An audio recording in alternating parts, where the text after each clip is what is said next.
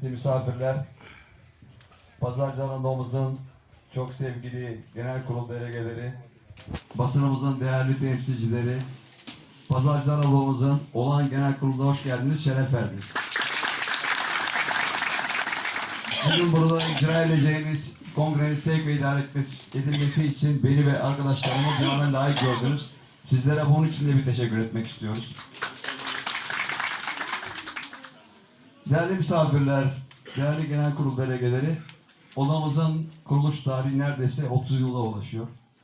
Bu süre içerisinde görev yapmış başkan arkadaşlarımız var, yöneticilerimiz var, denetleyici arkadaşlarımız var. Hepsine sizin huzurunuzda tekrar teşekkür ediyorum. Hakkın rahmetine kavuşanlar var, kendilerine Allah'tan rahmet diliyorum. Sizleri Atatürk ve silah arkadaşları ebediyete intikal eden esnaf ve sanatkarlarımızın saygı duruşuna ardından İstiklal Marşı'nı söylemeye davet ediyorum.